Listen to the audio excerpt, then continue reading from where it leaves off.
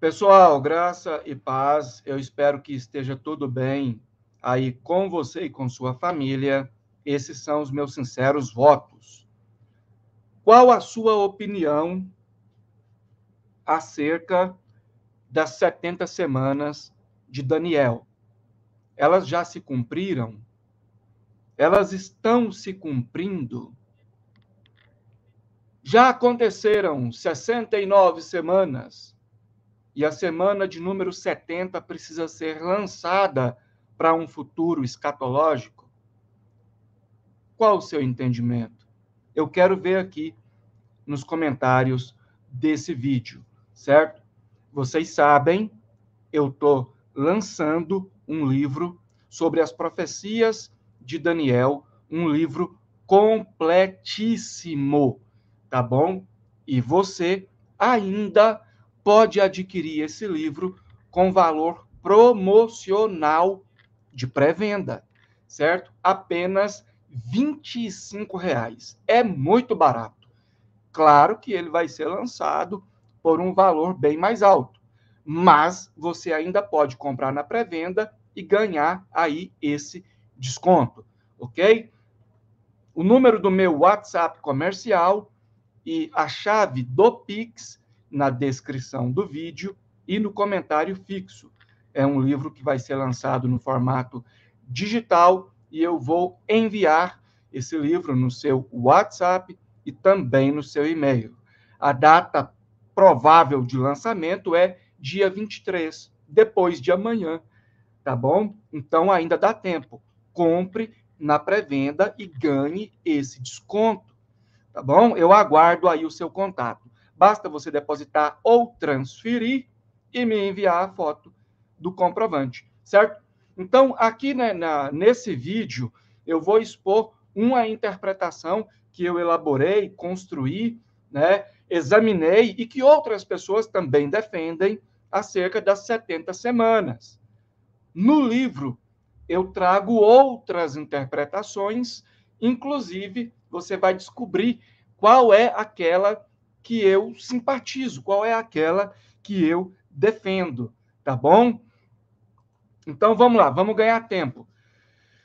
Você já está com a Bíblia aberta, você já leu o texto que fala sobre as 70 semanas, e agora vem a explicação. Lembrando que esse é um material protegido, certo? É um material registrado. Então, vamos evitar aí, tá bom, pessoal? Vamos evitar problemas com direitos autorais.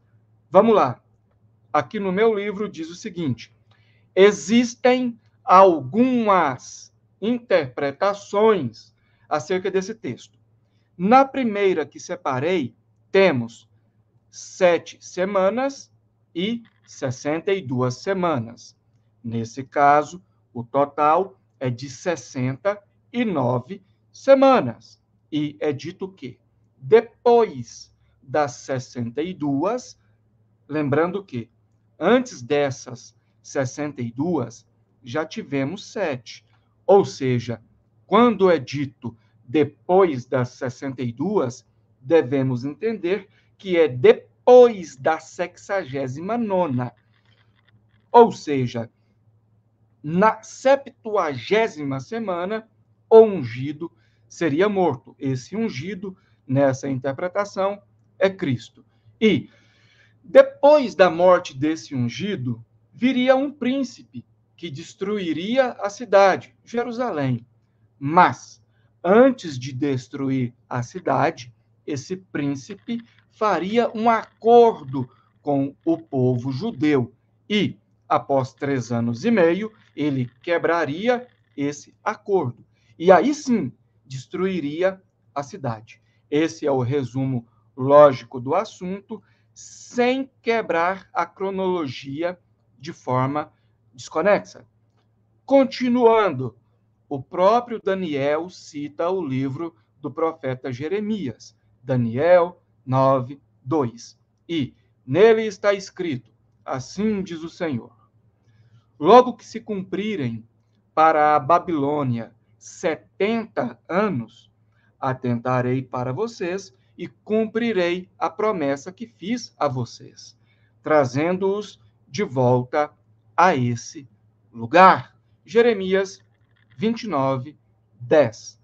Ou seja, o profeta Daniel sabia que estava próximo o tempo de Deus cumprir tal promessa. Após 70 anos de cativeiro na Babilônia, os israelitas seriam libertos através de um decreto do rei persa Ciro. Lembre-se que a Pérsia havia dominado a Babilônia, assim como a profecia em Daniel havia previsto. Eu já expliquei isso aqui no livro de forma detalhada, teologicamente, historicamente, certo? Então vamos lá. Foi no primeiro ano do reinado de Ciro que ele emitiu esse decreto para a libertação dos judeus e reconstrução da cidade de Jerusalém, que tinha sido destruída por Nabucodonosor. Já expliquei aqui no livro, Esdras 5:13. Contudo, é bom lembrar que existiram outros decretos que foram emitidos para que Jerusalém fosse reconstruída. Mas somente um teve o resultado, de fato, o resultado de reconstruir Jerusalém. Né? Tais decretos foram decreto do rei Ciro, Esdras 5:13, decreto do rei Dário, detalhado no capítulo 6 de Esdras, e o decreto do rei Ataxerxes, em Esdras 7:12 até o 28. Esse decreto do rei Ataxerxes foi o decreto que, de fato, culminou com a reconstrução de Jerusalém. Ou seja, é a partir desse decreto que devemos contar como início do cumprimento da profecia das 70 semanas, dentro dessa interpretação, certo? Isso se deu em 458 a.C. Seu término foi em 33 depois de Cristo, marcado pelo apedrejamento de Estevão, Atos 7:54 até os 60, que ocorreu 3 anos e meio após a morte do ungido, né? que no caso foi Jesus Cristo. Ou seja, 490 anos exatos. Isso é debatível. Faça suas próprias pesquisas, certo? Reitero que essas 70 semanas são 70 conjuntos de 7 anos. Ou seja, cada dia de cada semana corresponde a um ano, pois, se fossem dias de 24 horas, não dariam para se cumprir. Né? Isso seria um tempo insuficiente para que tudo que foi descrito se cumprisse. Né? Vamos lá, continuando.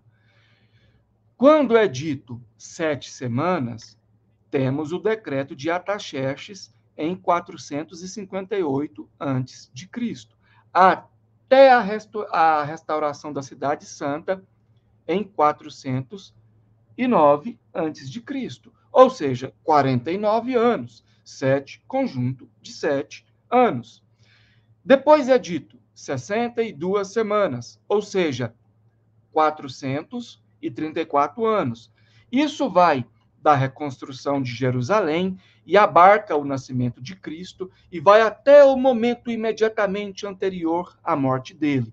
Pois é dito que, após as 62 semanas, o ungido será morto.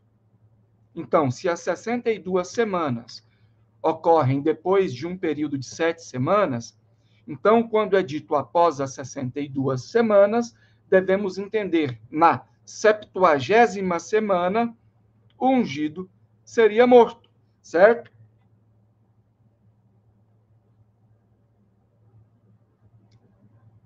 E, depois disso, o texto diz: virá um príncipe, né? Um príncipe de um povo virá e destruirá a cidade e o santuário. Quando virá esse príncipe? Ora, segundo o texto, depois da morte do ungido, certo? É imediatamente após a morte do ungido? Não, mas é depois, certo? Eu até explico aqui, olha, isso não quer dizer que tal destruição deveria ocorrer necessariamente na semana de número 70, mas quer dizer que seria após a morte do Messias que ocorreria nessa semana de número 70. E isso nos remete à destruição de Jerusalém no ano 70, através do exército romano comandado por Tito. Devemos nos atentar que existem dois príncipes. Um é o Messias e o outro é aquele que invadiria Jerusalém. E esse que faria um acordo de uma semana e o quebraria na metade dessa semana é justamente o príncipe que invadiria Jerusalém. Pois, depois da morte do ungido, no começo do versículo 26 do capítulo 9 aí de Daniel, todo o restante desse versículo e todo o versículo 27 é sobre esse que destruiria a cidade. Questão de lógica. Ou seja, se Cristo é morto no começo da 70ª semana, então é depois disso que esse acordo deveria ser feito e depois disso é que a cidade deveria ser destruída, certo?